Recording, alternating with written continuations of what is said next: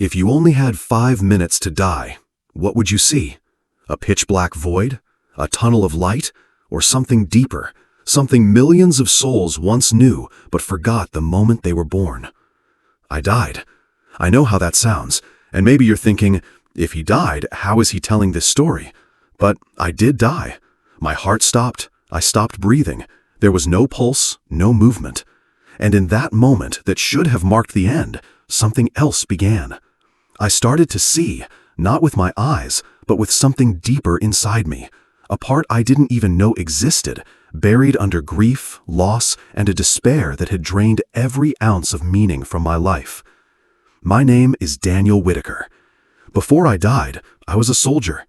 After the military, I started a small business and built a quiet life with the woman I loved more than anything, Olivia. When cancer took her, a part of me died too.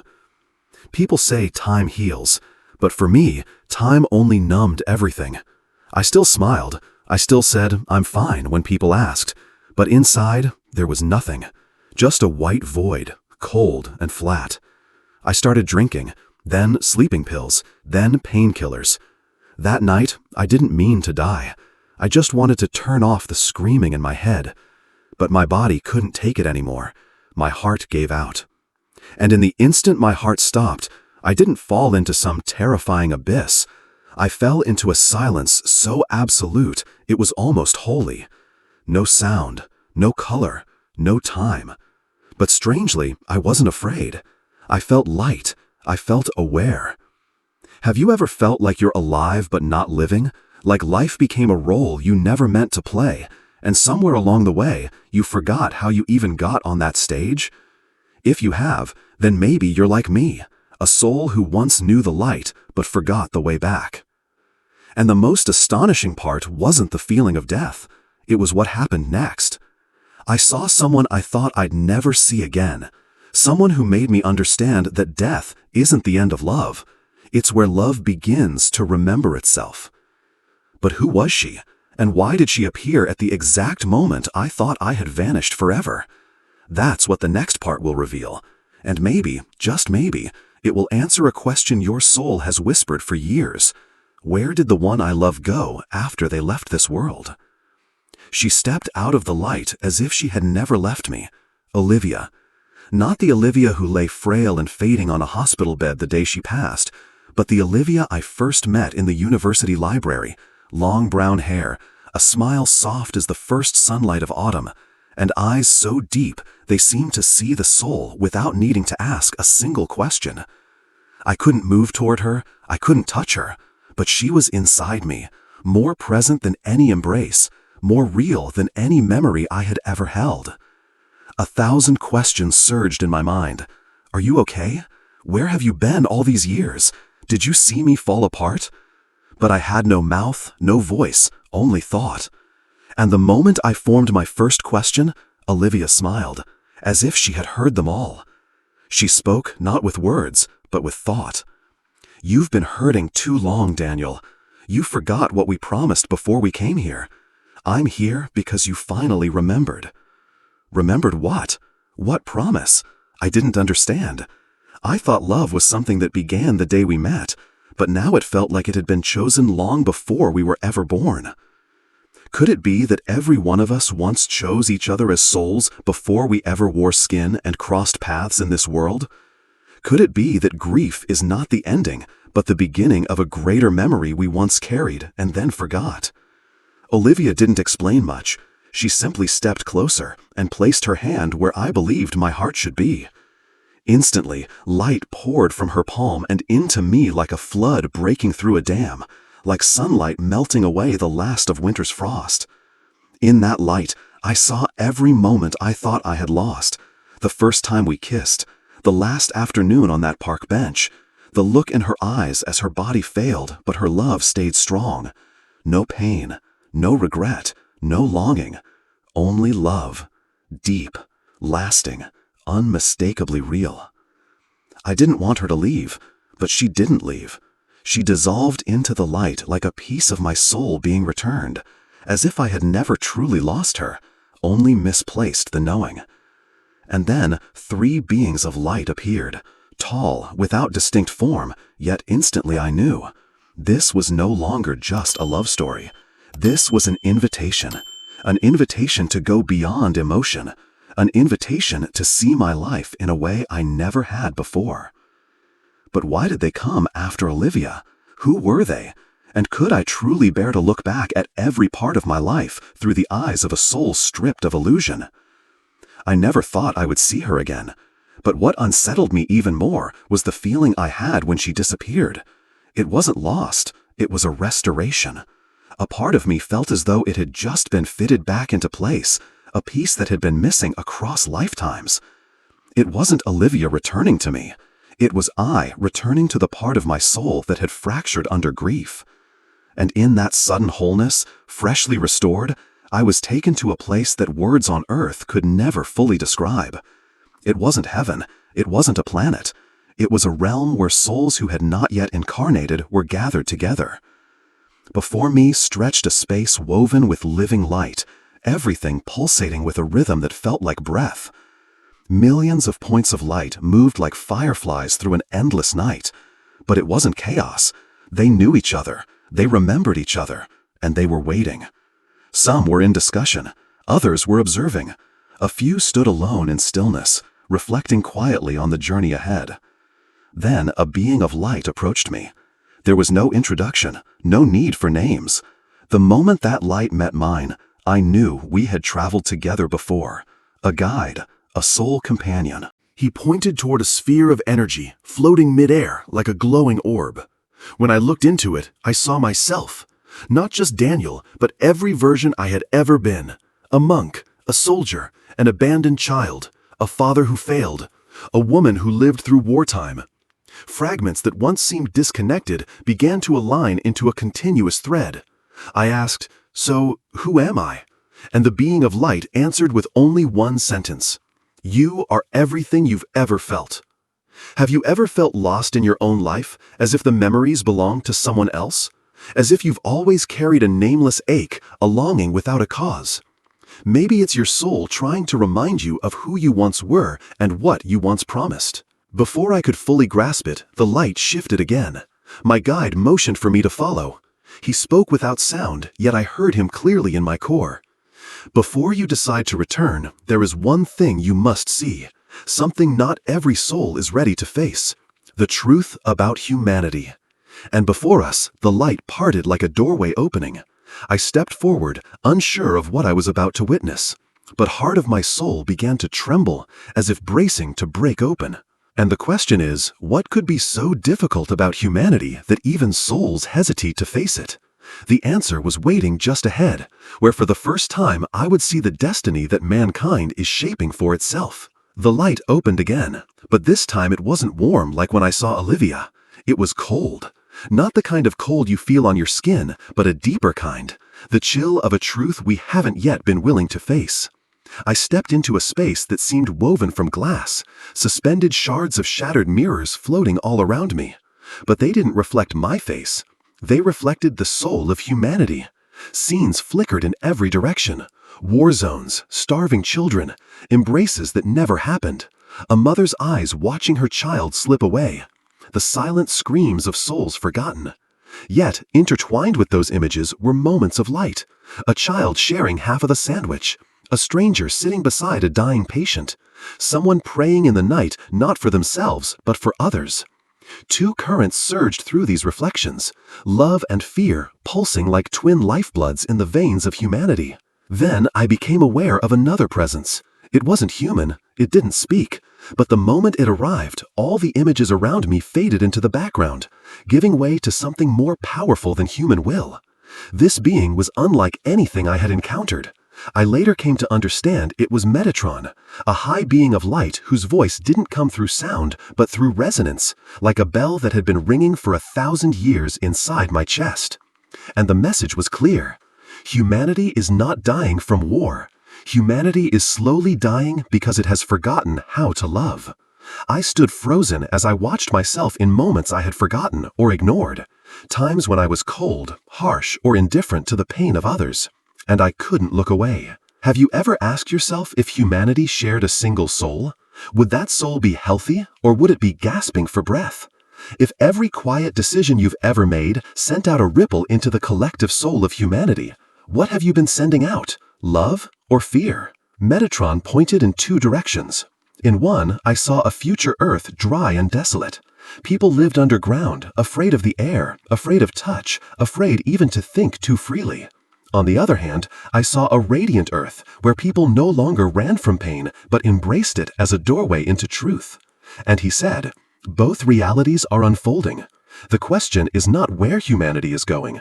The question is who among them will remember who they are before it's too late. I couldn't look away from those visions because I realized every choice I'd ever made, every time I stayed silent instead of helping, every time I chose anger over forgiveness, was shaping the future of humanity without my knowing.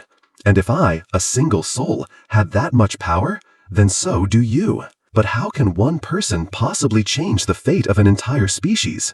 The answer came unexpectedly, as I was taken to a place that held the sacred blueprint of my soul. When Metatron dissolved into the light, the air around me grew still, as if the entire universe was holding its breath. Then the three original beings of light returned, but this time they no longer carried the calming presence they had before. The light surrounding them was thicker, moving faster, as though even they were holding a kind of emotion I had never felt before, a deep urgency. One of them, whose light shimmered in a pale blue hue, stepped forward and spoke in a language not formed by sound. Daniel, what you just saw was only the shell. Beneath it lies the core. Every soul is given a piece of freedom to do something with love. I asked, or rather my thoughts formed into the question. If we're failing, then who is responsible? God? The second being, whose light shone like silver white, responded. God does not create endings. He only creates beginnings. Endings are the collective choices of souls. At that moment, I saw rings of energy appear before me, like living maps of millions of interwoven decisions. Each decision carried a vibration, and that vibration did not disappear. It echoed, it accumulated, it shaped collective reality. Have you ever considered that a single kind word you say on a day that feels meaningless could be the reason someone decides not to take their life? Or that a look of disdain you give to someone vulnerable could destroy the last bit of hope they were holding on to?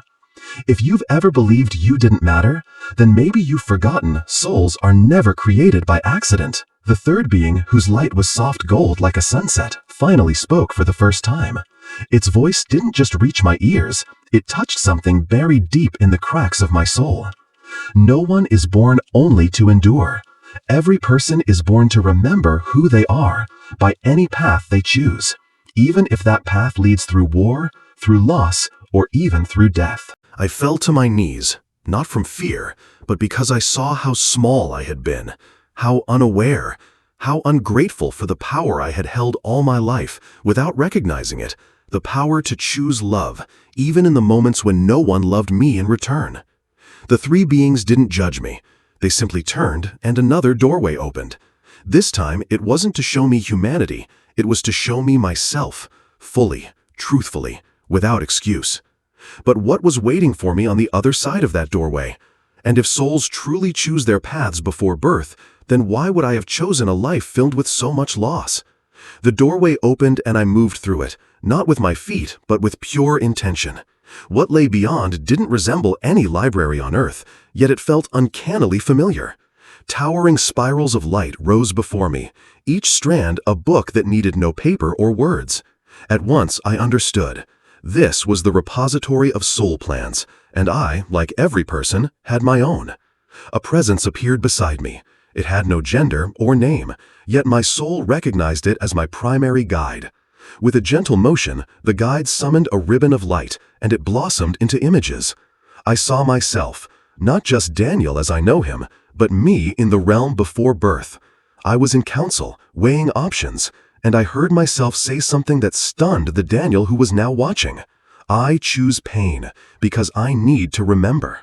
I had chosen pain. I had chosen loss. I had chosen for Olivia to leave first. I had chosen addiction, collapse, and the darkest night because my soul wanted to touch the deepest limit so that, once I crossed it, I would truly awaken. No one forced me. I volunteered. My soul knew an easy life would lull me into forgetfulness, while a life of hardship could shake me awake. Have you ever wondered whether the big upheavals in your life, the loss of a loved one, illness, betrayal, were punishments? Or could they be reminders, parts of a design you once agreed to so that you would awaken to yourself? I looked at that plan with the eyes of a soul that had once blamed the universe. Now I could only weep, not out of self-pity, but because for the first time I felt the vastness people call meaning. Every collapse was not a failure, but an opportunity, a chance to remember who I am and why I came. My guide spoke one final sentence: "Now you have seen. The question is whether you dare to return and live as your soul promised." I said nothing, but a light inside me began to change. It no longer trembled. It was igniting. If I chose to return, how would I live differently? And how could I share this without being dismissed as insane? The answer would begin the moment my soul re-entered my body and faced a world that would never look the same again. I stood there staring at my own soul plan, and a feeling rose inside me that I could not name, something beyond shame or regret, a gratitude I had never known. Gratitude toward myself for the reckless courage it took to choose a life full of trials simply to relearn unconditional love. My guide touched the light before us, and the scene shifted.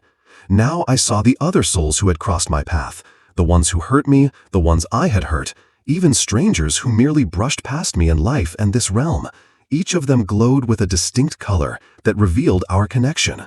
I saw Olivia, her light merging with mine like two rivers that had separated only to join again. But what moved me most was my father's light, trembling and wounded, aching to be loved, yet never knowing how to show it. My soul whispered, "I'm sorry. I understand now." The guide rested a hand on my shoulder and spoke through thought. "There is no blame, only lessons. There are no victims, only souls who agreed to help one another remember."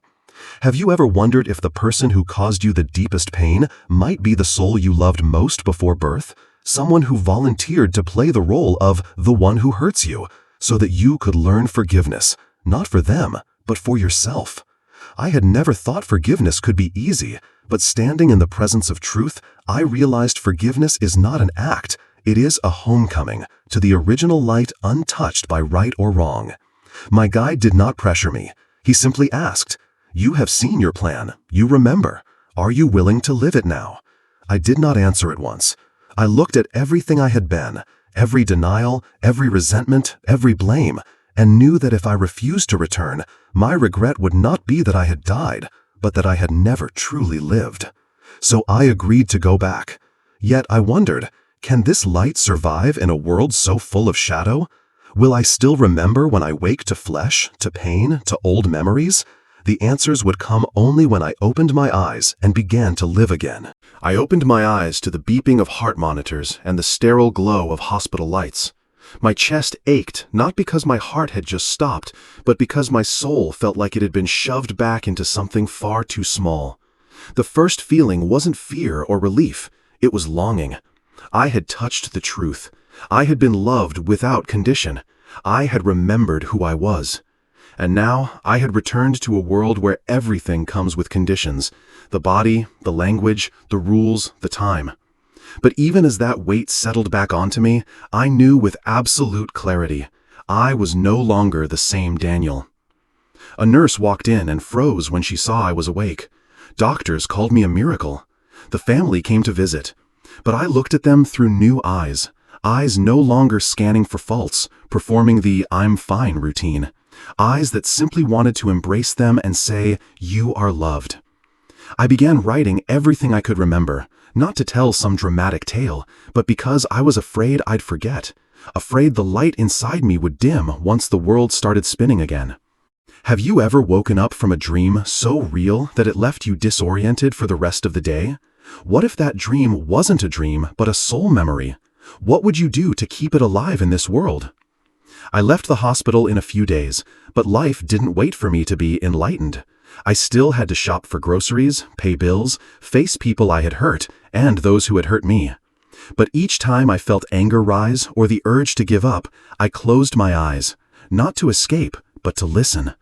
And in that silence, I could hear Olivia's voice, the voice of my guide, the voice of the light. Remember. So I began to write, line by line, like laying down a bridge between two worlds, one for the reader, the other for their soul. I didn't become a preacher, I didn't claim to be chosen.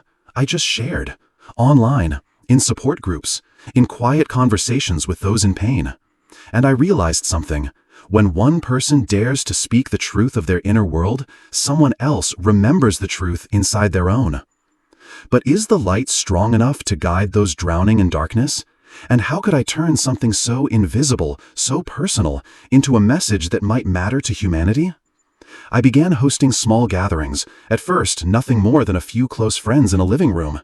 Yet each time I spoke, even in the simplest words, someone burst into tears. It wasn't the story itself that moved them. Something inside them was being touched. A part of them, as in me, had been waiting to wake up. Many others looked at me with doubt. Some said I was hallucinating. A few shook their heads and insisted I was only seeking attention. I didn't blame them. Light is seen only when people are ready to look, and those who are not yet ready still feel safer in the dark. So I kept writing. Short essays, fragments of memoir, little reflections on what I knew but could never prove. Messages began arriving from strangers, a mother who lost her child in an accident, a combat veteran haunted by the weight of having killed, a young woman who had tried to end her life 3 times.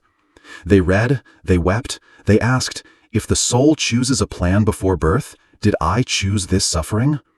I never answered directly. I simply said, if you chose it, you also carried the strength to move through it. Sometimes that single sentence was all they needed. Have you ever felt you were living for something bigger than yourself, yet you couldn't name it? Perhaps that something is not far away. Perhaps it begins when you dare to tell the truth and live like a soul that has awakened. Invitations followed to speak at schools, at workshops, on radio programs. I went, not as an expert, but as a witness. I spoke of meeting Olivia, of the Soul Records room, of the 2 futures I was shown for humanity. Each time I had no idea who among the listeners would feel the light, but I trusted that light never strains to spread. It only needs to be ignited. I am still Daniel, still moving through a chaotic world, still doubting myself now and then. Yet I am no longer alone. All over the globe, millions of souls are also remembering. And when the light in them meets the light in me, we are no longer wanderers. We become nodes in a network of awakening that is stirring to life. My mission is not finished. One task remains, not for me, but for humanity. And I can fulfill it only if I step into the final stage, a reminder meant to awaken every one of us. Many years have passed since I died for those brief 5 minutes, yet what I saw has not faded. If anything, it becomes clearer with time. The outer world is still the same: wars, natural disasters, deceit, and indifference. But inside me, everything has changed. Not because I became special, but because I chose never again to forget who I am. Each day, I live as though light still flows in every breath. I am not perfect. I still lose my temper, still doubt, still grow tired. But I no longer run. I stay. I feel. I choose love, not as an emotion, but as a decision. Most mornings I face the mirror and ask, if today were my last, how would I live in a way that honors the soul plan I wrote? Then I act. I hug strangers who cry in the hospital. I write handwritten apologies to people I once hurt. I look into the eyes of someone homeless and refuse to turn away. With each small act, I sense the collective soul of humanity soften, if only a little. Do you ever feel as if you were waiting for a sign, an answer, a moment of awakening? What if what you were waiting for is not in the future, but within you? What if you carry the very light this world is waiting to see? I share this story not to convince you, but to help you remember.